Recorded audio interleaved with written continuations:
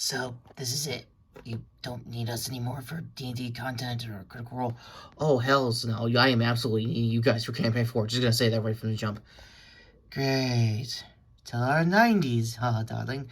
Well, one of us at least. Thank you, as always, Retro, for your continued coverage of Campaign 3 and everything you've done lately. Oh my god, can you not just generalize it? Right. We'll be back for, I assume, EXU, for the Gods chapter finally ending later this week. Wait, this week? I thought it was... Alright, I understand. I got you guys. And we will be back for Season 3, Season 4 for Vox Machina. And obviously, whenever the Mighty Nine shows up, I believe she'll be taking over. Yeah, I got this. What exactly are the 9? Well, they always did say there was 9 of them, but why was there 7? They did say they always lost 2 along the way, and like Sivas or something like that. Yeah, that was always in the rumor mill. I thought Lady Kima was bullshitting about that. Same. Other than that, and lore for another day, do you have this for the final review of Campaign 3, Retro?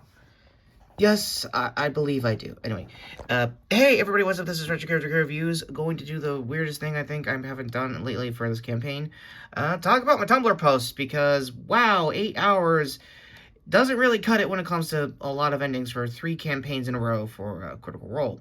For the Bell's Hells, episodes 120 to 121, what did we miss? Well, the good news is that Imogen got rid of, Berdathos thanks to the bells. Bad news that was going to end up being the finale for 121 is that they have to convince the gods to basically give up their godhood and be mortals again like they did in the A-War miniseries, and speaking of EXU. They're not kidding. There's also another miniseries coming up on how they handled rebirthing rebirthing Exandria for what will end up becoming main campaign content as time went on for the last decade of the show. So, starting off with the most of my Tumblr posts, this is going to be a lot of explanation. Sorry for the wood gifts for my Tumblr audience, just letting you know, Jenny was all in on wood, at least in my headcanon, till Frida came back to basically do updates on how he felt on SDG's loss. So we'll talk about that later on, but especially the one last word of warning, I'm gonna miss a lot of things when it comes to this campaign, especially for this final episode. So links as always to Lubuffin and any other highlight channel I've covered over the past. I think HP Brown, if I got his name right, links down to his channel down below for any of the highlights as well for the final episodes of the actual play for Campaign 3. So with that all being said, where do we leave off with the bells as far as highlights go, at least on my end? Well, let's start with the obvious of a 12-person PC table. To put it bluntly, let's go scene by scene here. Yes, Frida did eventually come back. Yes, Deanna as well for Christian and Abria's end. Speaking of Abria, I think she's coming back to New York for 20-sided dive to GM. I might miss it because that's actually a birthday present for my mom, so if she's watching this, hi Mom, how you doing? And with that all being said, let's get this out of the way. Yeah, we bought most of the bells as usual. No word yet if there's a planned search for SCG one-shot, because I don't know if it was Frida or Deanna or somebody else. Again, this was the 8-hour session, so it was going to be a while to decipher. Somebody found his Changebreaker core, their Changebreaker core in SCG's case, and potentially there's a one-shot there, if anything. For Ibukuro coming back, for the Crown Keeper side of the bells, long story short, she came back to voice, obviously, Opal for the Crown Keepers and Denise for the split-up section of the campaign. And, Matt also was Dariax, I believe, in the Crown Keeper side of things, too. So, again, at a grand total, like, I swear, this is turning into a Power Ranger season, at least in my neck of the woods when we're talking about Q Ranger over here. A 12-person table. It was very stunning. Not the most stunning thing also. If I remember correctly... Ooh, wow. New post, my bad. I'm trying to find my post. Sorry in advance. Yeah, okay. So, apparently Orm on Liam's side of things apparently had, like, re-rolls if you're next to him. And apparently they came in clutch in the social game because, back-to-back 25s with, Imogen, I believe, Fern later down the road in that episode as well. Also, Chetney was just vibing when she was making the deal with the gods and images side of things. I'm trying to remember exactly where things are. Oh yeah, shirt updates. reblog most of those on the Tumblr side of things. Yeah, apparently Sam has a rich lore of messing with the campaign and the party, which is like childhood, I guess, headshots when they're child actors and stuff, the party and stuff. Also, childhood photos of, I guess, Matt as well. None from my actor's case in Talison's. Too intimidating or too goth. Let's be real here. Oh, right, yeah, well, that makes sense. Oh, I was very much aware that there was a Buccaneer, pirate blaster that's four-chambered related. No, darling, you're not going to try to convince him to be a real... Yeah, I'm totally doing it. You were saying, darling? Okay, you know what? If you can do it, you can do it. And I'm on figure down just with that revelation. That's cool. So, wrap-ups. This is going to be a long episode, isn't it? Yeah, pretty much. And probably more figure down. Sorry in advance, guys. I swear I'm going to need a counter for that. So, let's get to how Imogen kind of started off that episode with the Predathos end. Basically, MCU sky beaming. Yeah, remember those faces, guys? Just intimidate the gods. There's not really much I could talk about other than first speech was S tier on the comedy department. Ashton's final speech before being the beacon to basically separate the gods, and then come back to a three-party of all three campaigns resurrection. Yes, myself, the Nine, and Pike basically went out of it. You just came in on the diamonds run, you know that, right? Look, I've died multiple times in my campaign on the actual play. The less spoilers on that you should know about now, but I don't leave home without diamonds. Why does this sound like a certain Batman Forever reference I should be talking about? Oh, you're looking for Batman Robin for the bad credit card of it all. Now you're just explaining jokes here, darling. Are you that blue balls after a campaign? Want to find out? Yeah, no, won't I? And they're flirting. Cool. Okay, so there's a lot to decipher. My overall thoughts with pretty much all the reblogs is that, yeah, Mighty Nine's wedding is still under wraps. It's still happening. I think Jester and Ford are planning to go to Rudis after being there in the crossover episode, so kind of makes sense as far as everything goes. And I swear for Invited, I'm just going to be saying multiple Laura Bailey voices on her end. And that's mainly the thing for most of the parties. She voice acted me, Imogen, and Jester all at once. Yeah, probably the best out of all of them. Oh, good. Favoritism. I very like that. Keep going, dear son. Retro, but thank you. Yeah, the rest of the campaign was, yeah, like I said, the run-ins for all three campaigns, reviving Ashton after that clutch move.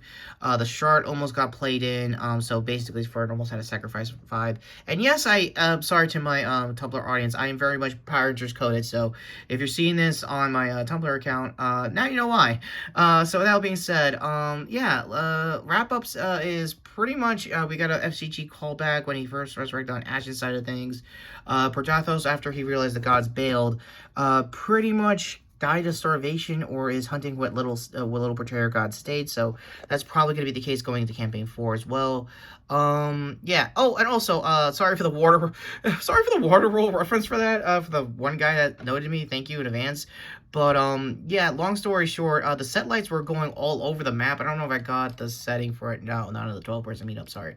Yeah, the lights were getting brighter, mainly to symbolize that the gods were here and basically trying to deal with the bells. So, with that all being said, the wrap-up goes pretty simple.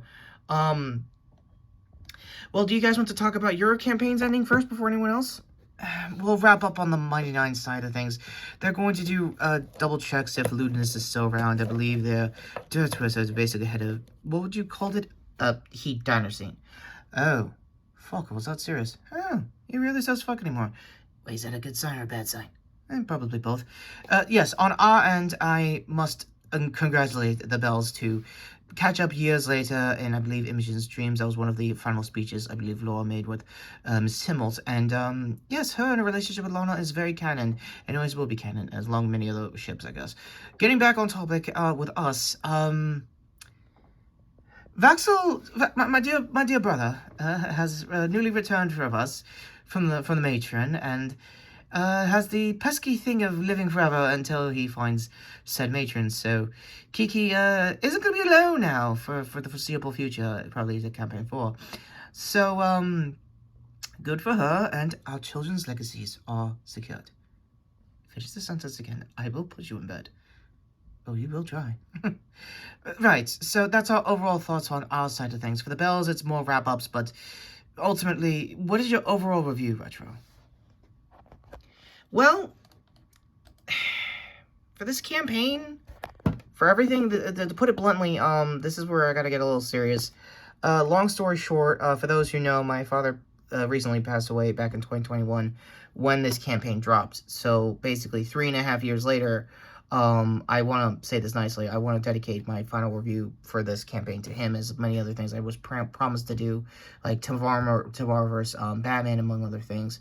I still want to do a celebration of his life, birthday-wise, for School Rock until, Jack Black came Jack Black on those last couple of projects, but I do want to represent, as far as the good goes, of his fandoms. Fantasy was one of them, old school Star Wars and other stuff like that, and honestly, he would be a little weirded out seeing me play, or at least watch actual play D&D content, getting dice, trying to, like, go to meetups with these people. I still want to do that. In Marisha's case, I absolutely want to do the Predator Handshake for getting Lana and Imogen together, and just the bow of it all, honestly, on my Unite side of things. Like, I kind of see it. As a whole, if I could find the post, I think the gifts when they were meeting up. Oh yeah, the clutch nat, I want to say, what was it, 20?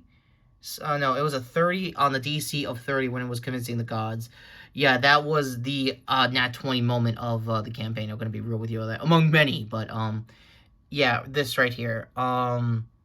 From humble beginnings, from like the Geek and Sundry days, of which I wasn't around when I was new, by the way, my apologies, to basically the wrap up and just like Abria and Matt, just seeing them just all hanging out in their characters, seeing all three of them collaborating on like their previous characters, was just honestly a spectacle in of itself. So as a non-review goes, 10 out of 10.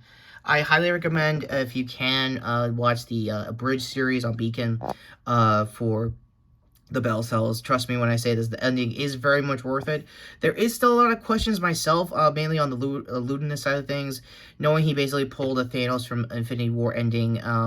Will he come back in Campaign 4? It's a villain in the pocket for Matt, but honestly, I'll say this nicely, there was a lot of original characters, Odahan, Esteros, and many others for the Bells, so that creativity is still there and still will probably be ever present on the table. I think Character She and a lot of other D&D based news channels are trying to figure out if Robbie's going to be coming back for Campaign 4. Some say yes, some say maybe. Matt's probably got a definitive answer by the time the Fireside Chat has dropped as of today of this recording on Wednesday. So let me know in the comments as well. So with that all being said, what is your favorite moment of Critical Role Campaign 3 of the Bell's Hells? Also, when they were on break, I think they explained this on the State of Roll. This will probably be my last cards to that. Long story short, yeah, I highly recommend going to the CRF Foundation one last time, for mostly for general relief of other stuff around the world, with my country being what it is as a U.S. guy here. Long story short, yeah, when they were on break, that's basically when the wildfires hit. So essentially, one last drive, if you guys have anybody left to help them out there, for cast and crew who lost their homes, especially their guy, producer Kyle, I think, and his partner as well. So again, with that all being said, and to the end cards finally coming up, go to me over here to probably my upcoming review for Captain America Brave New World, and go to the Derolos over here. That is the most emotional thing he's ever done. I'm really touched. Are you sure you're a barbarian? Is Grog still here? Yeah, yes, go to us here for, the shorts playlist for, I'm assuming, more, Critical related content, and, oh no, I switched over to Anime Rex. Man, there's a really good Sakamoto-san. Oh, great. And, yeah, go to the rest of us here to hit the down channel and shoot that stupid notification bell down below. Until then, we are the Lord and Lady of Whitestone, soon to be real enough edition, saying this, to thank you to the Bell Cells and Critical Role for 3 years of a insane campaign that has helped, Mr. Retrokid over here, find a way through our way of fantasy. And with that all being said, you are getting that Buccaneer, right? Yeah, totally. No, what do you mean, totally? Is it a yes or a... Oh my gods.